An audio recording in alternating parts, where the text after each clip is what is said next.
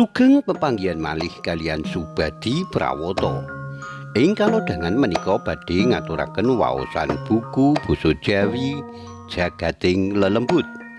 Anggitanipun Sumarna. Kanthi irah-irahan Klapa Lelembut njaluk bali.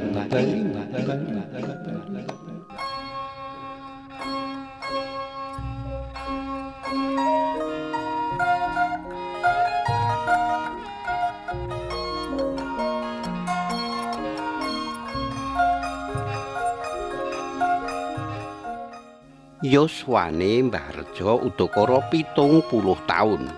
Senajan wis klebu sepuh, ananging tandang gawene ora kalah karo para nom-noman sakukuban desa Karang. Saben dina pakaryane buruh panggonane Den Budi.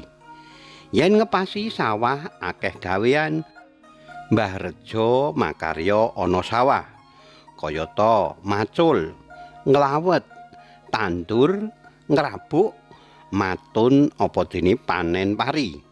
Dene yen sawah ngepasi sepi gawean, Mbah Reja makarya ana kebon lan pategalane Den Budi sing pancen wiyar.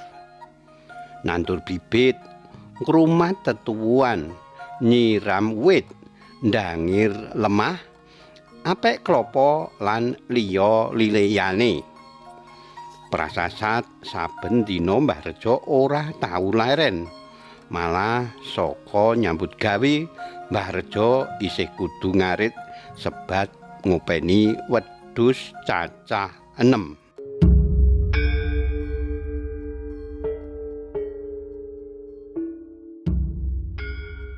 Bab tandang gawene Mbah Reja sing pengpengan tangga kiwa tengen omah pancen ora ana sing maido.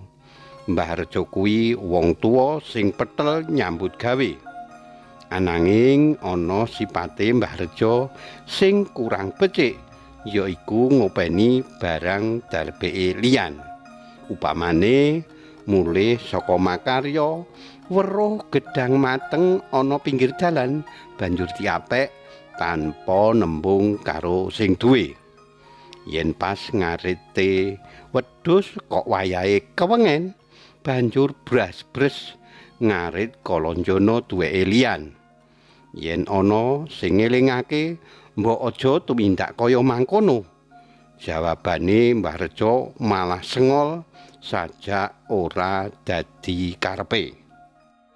Tangga kiwa tengen omah mung padha meneng wae meruhi pokale Mbah Reja.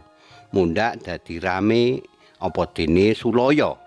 Apa maneh sing diopeni kuwi klebu barang sing remeh-remeh. Ananging sawijining dina ana prastawa sing dadekake Mbah Reja dadi sadar menawa tumindake seneng open-open darbeke liyan kuwi klebu tumindak ora becik. Critane mangkene. Sawijining dina Mbah Reja mulih saka garap sawah pategalane Den Budi. Mbah Reja ngliwati kebon suwung sing sukete alang-alang nganti kena dienggo ndelik durat moko. Dumadakan bluk. Talingane Mbah Reja keprungu swara klapa tiba saka wit. Mbah Reja incang-inceng goleki sumbere swara. Dheweke nyawang mendhuwur. Katon wit klapa sing dhuwure udakara 10 meter. Wohe pating greyong tuwa-tuwa. Mbah Reja minyak suket alang-alang ing ngarepe ana klapa siji gumlundung. Wah, bejo kemayangan. Iki sing jenenge rejeki nomplok. Guneme Mbah Reja ana jero batin. Klapa sak glundung kuwi banjur digawa mulih. Klapa kuwi banjur diwenehake pawon. Rencanane sesuk-esuk arep dislumbat, banjur arep dienggo gawe santen. Mbah Reja banjur mangkat ngarit.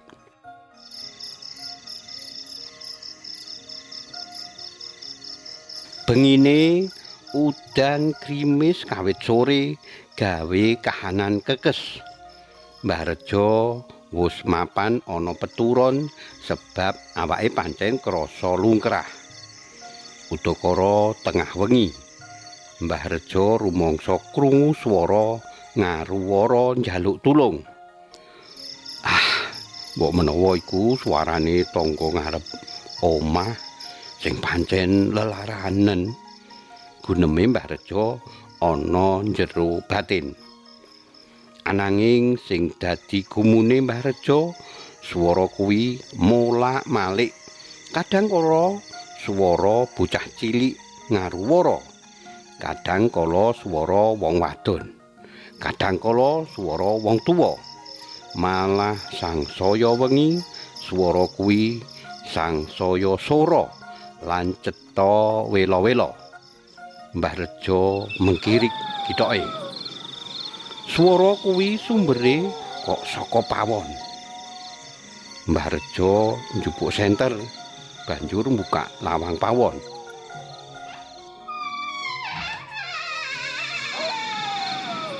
Dumadakan Mbah Rejo weruh klapa sing sore mau diwenehake amben wus malik cumplung sirah wong. Aku njaluk dibalekake ana omahku. Cumplung kuwi sambat-sambat. Mbah Rejo bengok-bengok banjur ambruk semaput. Tangga kiwa tengen omah banjur padha teka omahe Mbah Rejo. Mbah Rejo crita lelakon sing diweruhi karo nuding klapa sing isih ana dhuwur amben. Tulung klapa kuwi balekno ana kebon suwung lor desa.